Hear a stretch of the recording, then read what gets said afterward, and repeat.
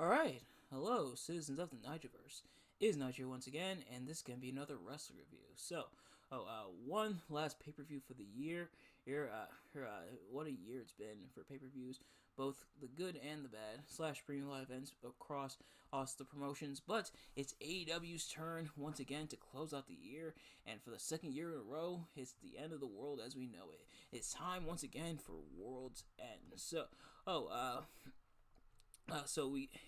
got a card. We got our card here, and of course, if you've seen these reviews of mine before, you currently know how this works. If you haven't, I'm gonna be talking about what I like and dislike about each match, and I'm gonna go match by match. We do have a couple pre-show matches before before we get into it. Match I didn't watch because they were on the pre-show, but kind of quickly mention them.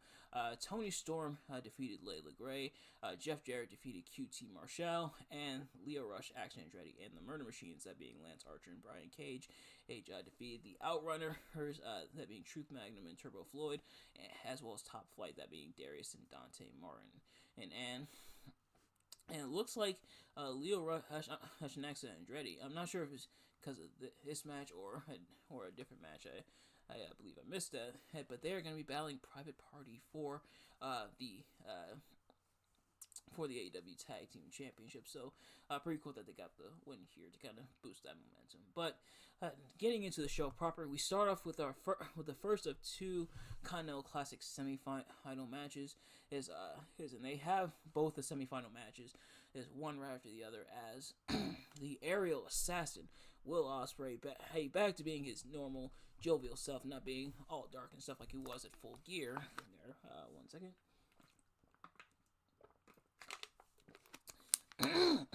Oh, there we go. All right. So, of course, the aerial assassin Will Ospreay, he battles his former friend, his former protege, in a way, the protostar Kyle Fletcher. So, Ospreay and Kyle Fletcher had battled previously back at Full Gear, and after Kyle turned on Ospreay back at Wrestle Dream, things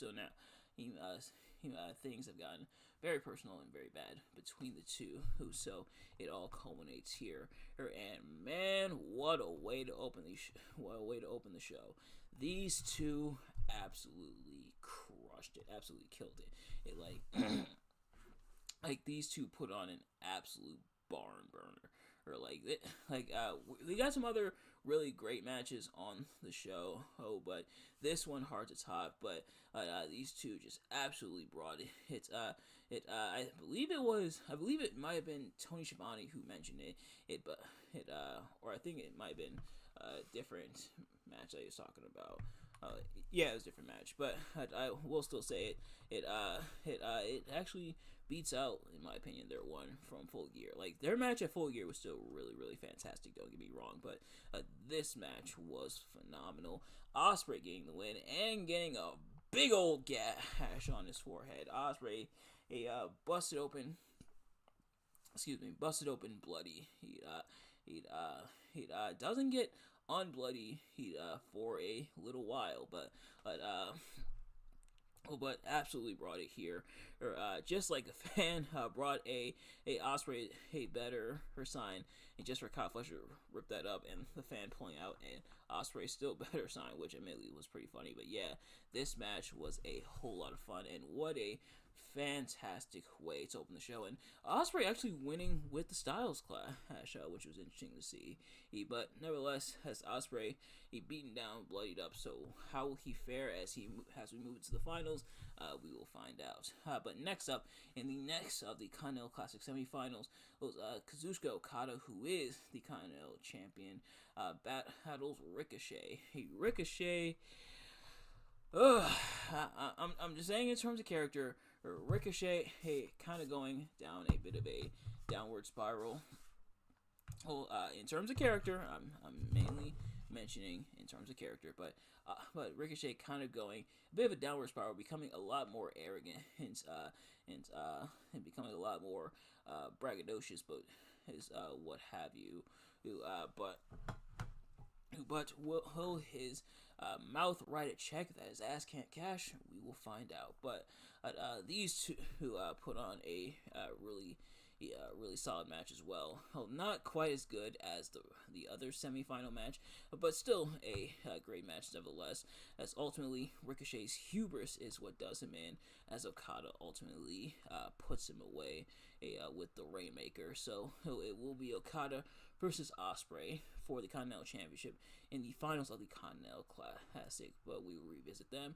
But wait, in the meantime, Swerve comes out, kind of mocks Ricochet in his loss, saying that Ricochet said he was going to win the whole tournament. Obviously, that didn't happen. So Swerve decides to have a little fun. Out comes Prince Nana with a cart full of toilet paper. Yes, they turned the toilet paper, being thrown at him back at the Hammerstein Ballroom into a gimmick, and Nana hands them out. Swerve wishes Ricochet a Happy New Year, and all at once the fans throw the toilet paper New Japan style at Ricochet, the way they throw the streamers in New Japan, and Ricochet looks not too happy about it. I thought Swerve kind of threw his. He got up closer, called Ricochet Trevor, which obviously is his real name, before throwing in. I thought I 100% thought Swerve was gonna throw it from the entrance ramp. Would he have made it in the ring? Well, actually, he might have. But I thought he was gonna throw the toilet paper in the ring. Could you imagine if Swerve actually threw it from like the ramp, like the top of the ramp, where the tunnels and stuff are? If he threw it from there and it managed to land on Ricochet, that actually would have been impressive. But nevertheless, does kind of mock Ricochet a little bit. It's so Ricochet, without the Hurt Business, is obviously they rejected him, saying nobody likes a kiss ass, and now without a win in the Continental Classic. So how will Ricochet recover in the next year? And it looks like they're going full force with the feud with Swerve. So we'll see how that unfolds. But next up. In just a second.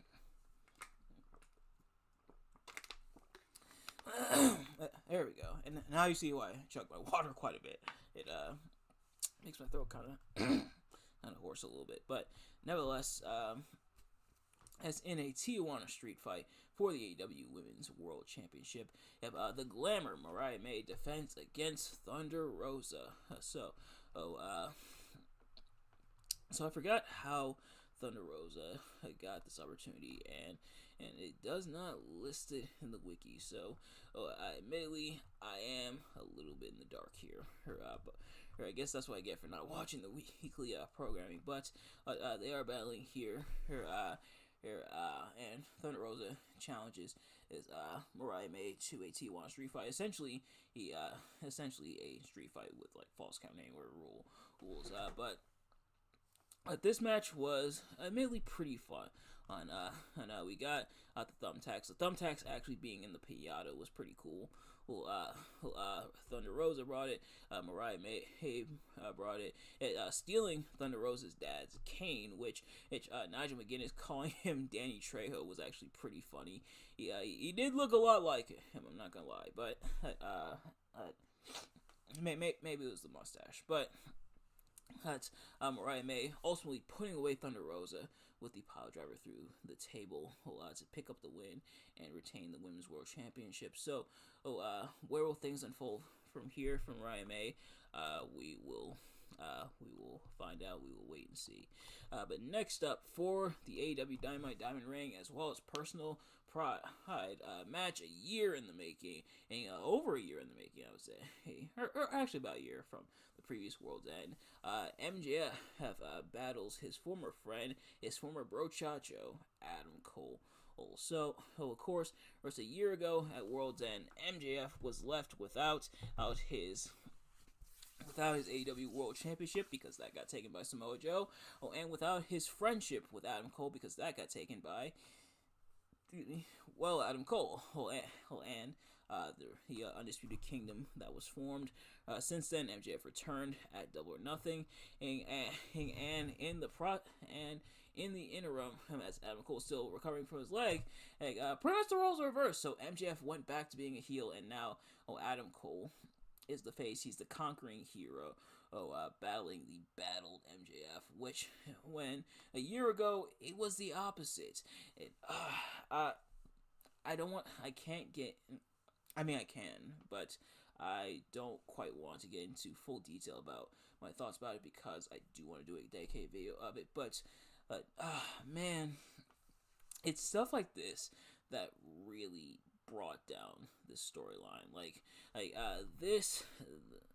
This storyline definitely got kiboshed in a major way. Now, not all of it was AEW's fault. And it's something I hadn't mentioned, but I want to do like full dedicated video to it. In fact, probably within the next couple weeks, as like the new year begins, I definitely want to do this dedicated video to it. It'll be my first discussion video of 2025.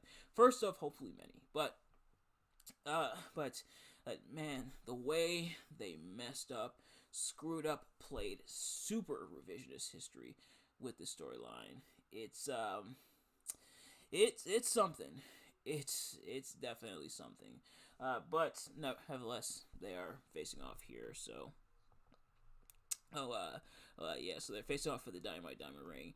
Even in some of the mannerism, it seems like MJF should be the face, like the good guy here, such as they do kind of episode time together. MJF even has on his elbow pad double clothesline from their time together, and of course the usual jaw jacking from MJF. They do go back and forth, but even the moment where Matt Taven and Mike Bennett, who are standing by and guarding Dynamite Diamond Ring so MJF doesn't use it, MJF hailing himself on, or actually like hitting the steel steps with his hands and then laying down, causing Matt Taven and Mike Bennett to get kicked out so MJF can grab and attempt to use the Dynamite Diamond Ring. And that felt like something a face MJF should do. Now, usually the face doesn't cut corners and stuff like that, and I get that, but getting rid of what should have been the heel disadvantage of the Undisputed Kingdom of Matt Taven and Mike Bennett, but nevertheless, MJF and Adam Cole both get busted open in this match. Adam Cole gets busted open almost immediately after going into the steel steps. The steel steps been cutting a lot of people open as of late, and we're not even done with blood yet on the show. Truth be told, there's a lot of blood on the show. We had it with Ospreay. We have it here with MJF and Adam Cole. We're gonna have it later on tonight. Ospreay's gonna get cut open again in the final. Let's give kind of a spoiler there, but quite a bit of blood. Not quite buckets of it. But there is quite a bit of it. On the whole, I would say an okay to decent match. Adam Cole intercepts MJF. He's trying to use the ring. Gets the ring for himself. MJF nails the low blow before putting Adam Cole away with the Heat Seeker. So MJF for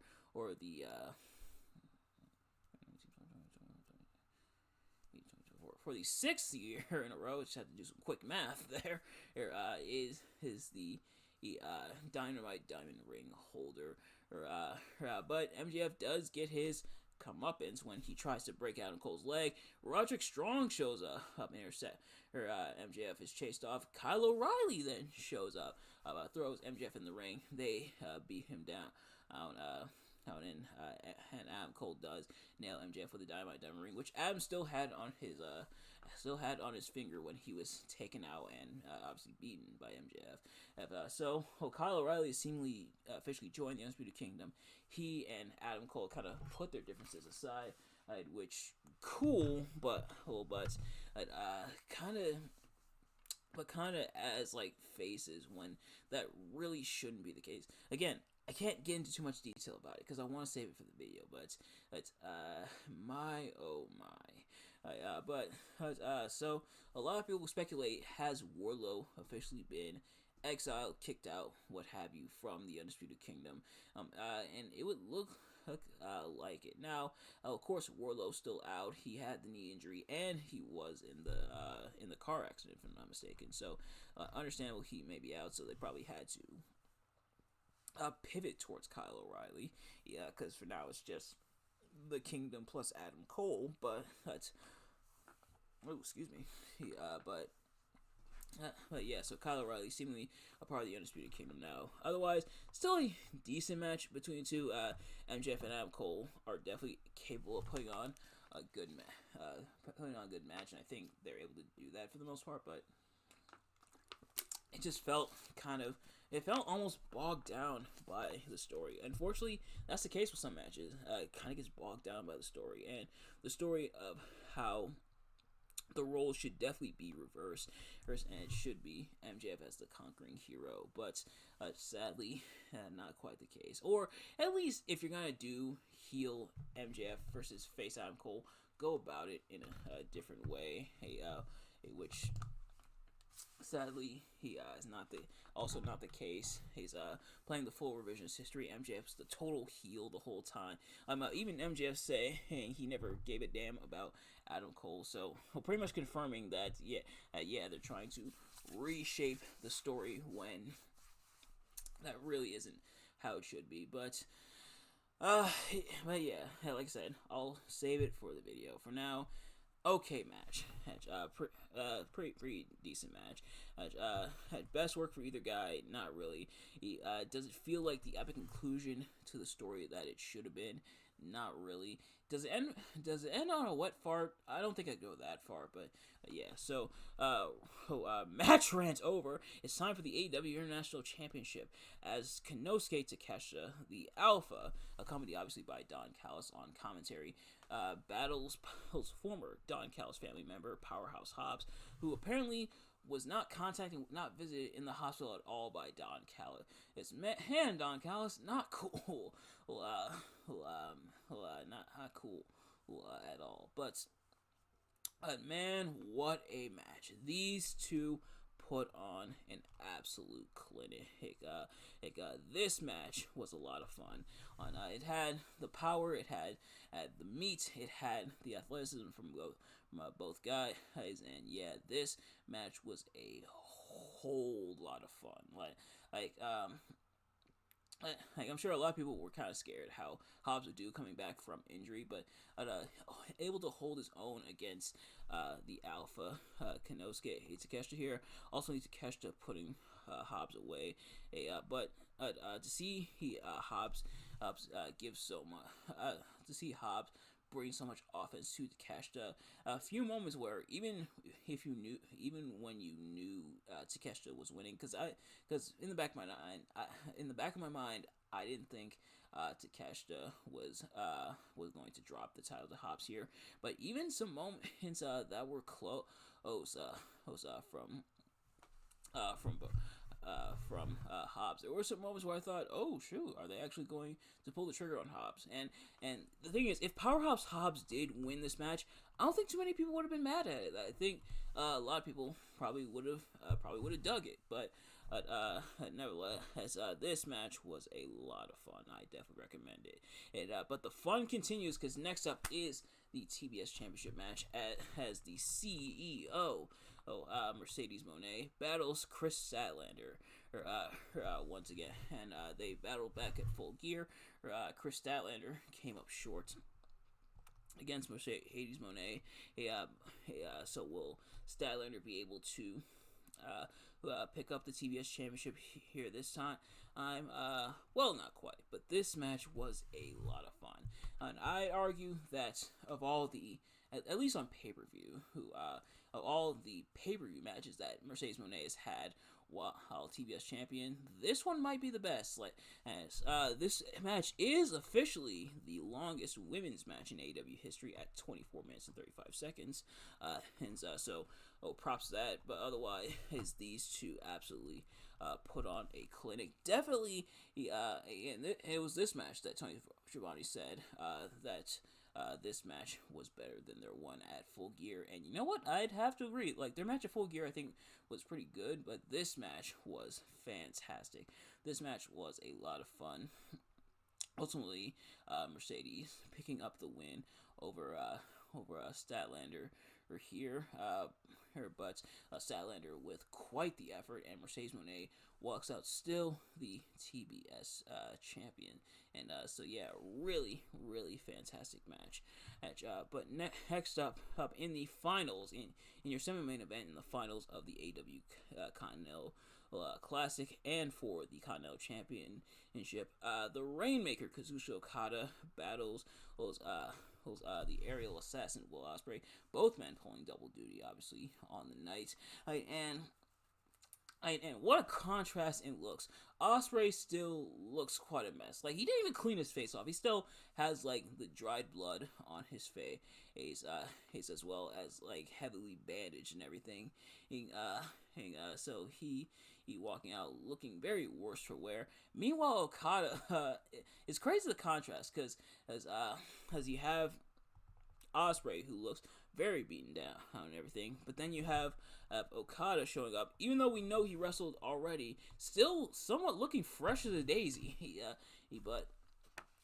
So this match also a lot of fun. Ospreay putting on two absolute bangers in the same night. Let's freaking go, lads.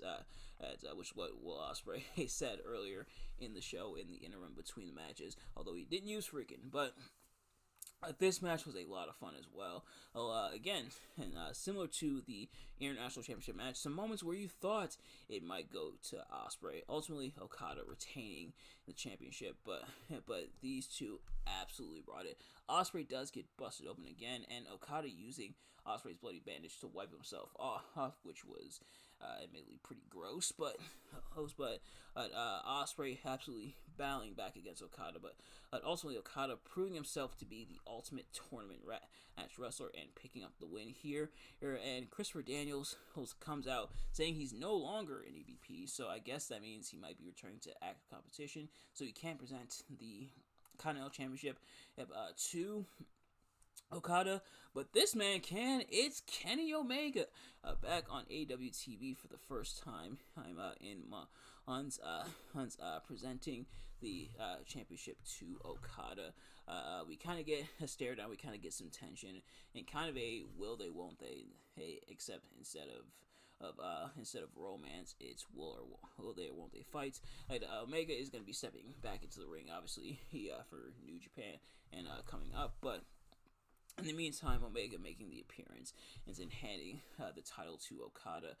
So I imagine this will likely reignite the feud between Okada and Omega in AEW. So we'll have to wait and see where that goes. It was also really cool to see Omega. The crowd absolutely lost it for him.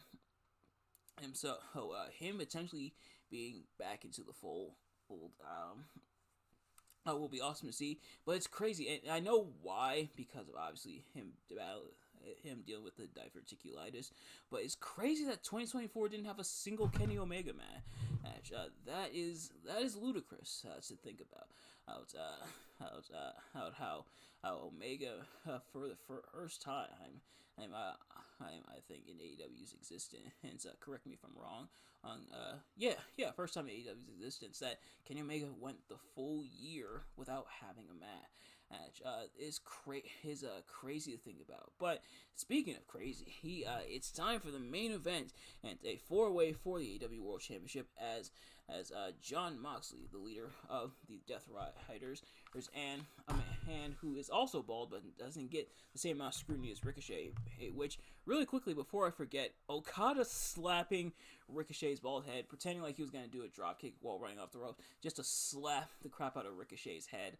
It is simultaneously hilarious, but also triggered some flashbacks for me, because as when I would get my hair cut really low in school, some of my classmates would slap my head. Did not feel good. But thankfully it wasn't like super duper hard, but it hurt and it kind of sucked. But nevertheless, but thankfully now I make videos on the internet, so none of you can slap my bald head. But I also haven't had my hair like bald held in ages. But anyway, yeah. Speaking of which, back to the main event, and Jon Moxley, who is bald, of course, again doesn't get the same chance as Ricochet does, probably because Moxley hasn't been bald for as long as Ricochet or say Claudio Castagnoli, but he takes on freshly squeezed Orange Cassidy, Hangman Adam Page, and Switchblade Jay White in a four-way action. So, all three.